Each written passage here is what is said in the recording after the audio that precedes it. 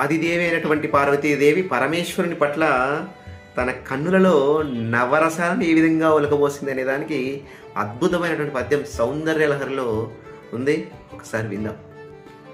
శివే శృంగారార్ధ తదితరజనే కుత్సన పర సరోష గంగాయాం గిరిశచరితే విస్మయవతి హారాహిభ్యో భీత సరసిరుహ సౌభాగ్య జనని సఖీ సుస్మేరా తే మయి జనని సృష్టిస్స కరుణ.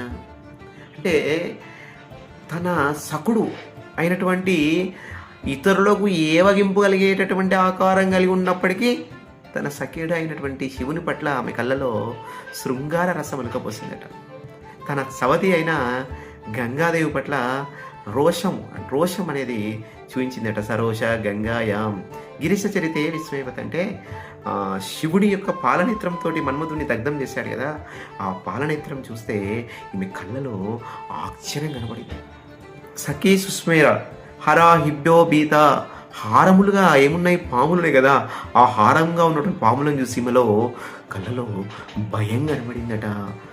సరసిరుహ సౌభాగ్య జనని, ఆ సరస్సులో ఉన్నటువంటి కలవలను చూస్తే హూందాతనం సౌభాగ్యం అనేది ఆమె కళ్ళలో కనబడిందట. సఖీ సుస్మేర, తన సకుల పట్ల అత్యంత ప్రేమ అనేది ఆమె కళ్ళలో కనబడిందట. తేమై దీనిని సృష్టిస్స కరుణ, అమ్మా నీవే మాకు దిక్కు అని ఎవరైతే ప్రార్థిస్తారో వాళ్ళ పట్ల ఆమెలో కరుణారసం కనబడిందట.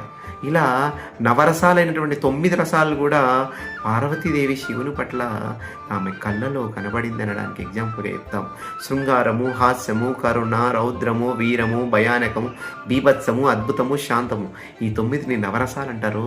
నవరసాలు కన్నుల ద్వారా మాత్రమే వ్యక్తపరుస్తామని, ఆ కన్నుల ద్వారా పార్వతీదేవి శివుని పట్ల ఏ విధంగా నవరసాలను ఒలకబోసింది అనే దానికి ఒక అద్భుతమైనటువంటి పద్యం.